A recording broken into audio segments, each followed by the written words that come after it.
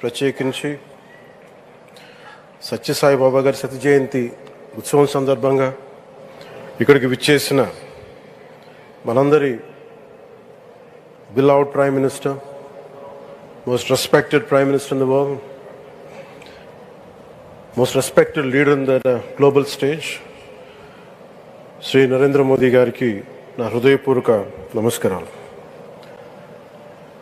అలాగే తన అపారమైన అనుభవంతో రాష్ట్రాన్ని సమర్థవంతంగా నడిపిస్తున్న నాయకులు గౌరవ ముఖ్యమంత్రి శ్రీ చంద్రబాబు నాయుడు గారికి, భారతరత్న శ్రీ సచిన్ టెండూల్కర్ గారికి, శ్రీమతి ఐశ్వర్య రాయ్ బచ్చన్ గారికి, సోదరులు నారా లోకేష్ గారికి, వేదికపైన ఆసీనులైన ప్రతి ఒక్కరికి, మంత్రివర్గానికి, బాబా గారు మహాసమాధి అయిన తర్వాత దాన్ని సమర్థవంతంగా నడిపిస్తున్న శ్రీ రత్నాకర్ గారికి, ప్రతి ఒక్కరికి పేరు పేరున నా హృదయపూర్వక నమస్కారాలు.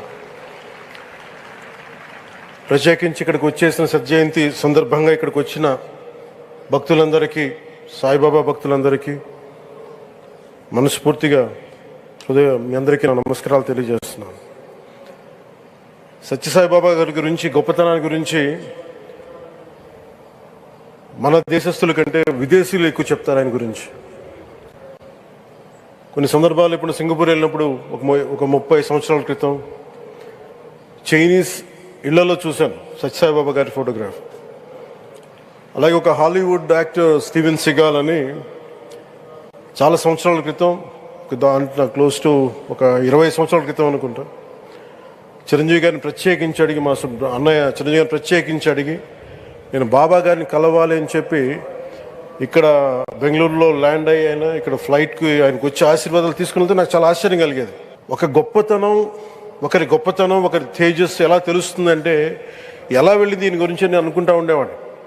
బాబా గారిది వెలిసింది భారతదేశంలో అత్యంత వెనుకబడ్డ జిల్లా అనంతపురం, రాయలసీమలోని అనంతపురం జిల్లా.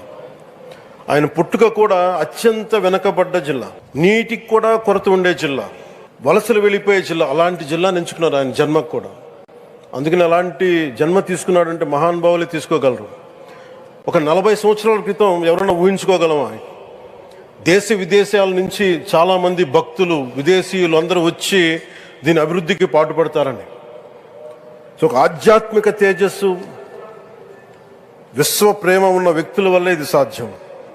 అలాంటి వ్యక్తుల కోసం ప్రత్యేకించి గౌరవ ప్రధానమంత్రి నరేంద్ర మోదీ గారికి ఇష్టమైనది ప్రజలందరికీ కనీసం ఒక 50 లీటర్ల నీళ్ళు ఇవ్వాలి, అది రక్షిత మంచినీరు ఇవ్వాలి. అలాంటి పథకం, ఒక 50 లీటర్ల నీళ్ళు కనీసం ఇవ్వాలి అనేది ఒక వ్యక్తికి ఆ సంకల్పం నరేంద్ర మోదీ గారు దీన్ని ముందుకు తీసుకొచ్చారు.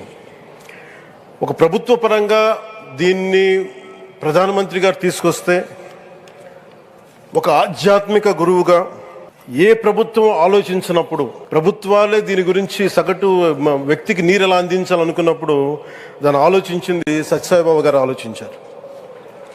అప్పుడు ముఖ్యమంత్రిగా చంద్రబాబు గారు ఉన్నప్పుడు వారికి ఒకటే చెప్పారండి, నేను ప్రజలకి దాహం తీర్చాలనుకుంటున్నాను.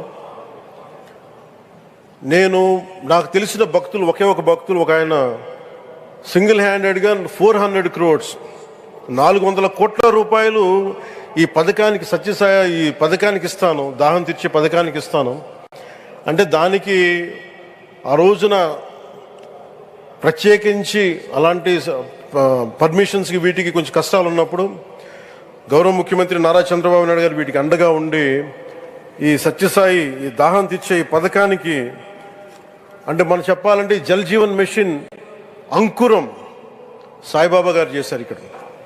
ఇది తమిళనాడులో కానీ, తెలంగాణలో కానీ, మిగతా అన్ని రాష్ట్రాల్లో కూడా ఈరోజు చేయగలుగుతున్నామంటే దానికి అంకురం సాయిబాబా గారు అందించారు. ఆయన సేవా తత్పరత, ఆయనది ఎవరెవరో ఎంతమంది ప్రభావితం చెందారో లెక్కలేదు. ఒకసారి సేవ చేసే వాళ్ళందరినీ చూస్తూ ఉంటే మా వదిన గారు చెప్పారు ఒకసారి, భోజనం తింటా ఉంటే ఎవరిని ఇంకొకసారి ఇది కొంచెం అన్నం పట్టరా అంటే మా అన్నయ్య గారు చెప్పారండి. వాళ్ళ అన్నకు ఆయన ఎవరో తెలుసు, ఆయన ఒక farmer IAS officer, senior IAS officer అని.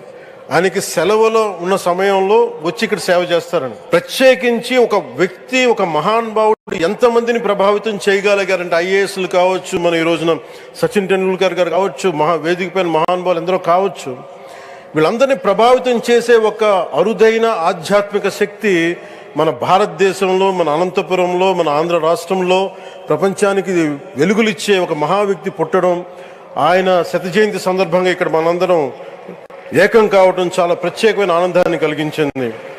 ఆయన సేవా తత్పరతని, స్ఫూర్తిని మున్ముందు మేమందరం కొనసాగిస్తాం.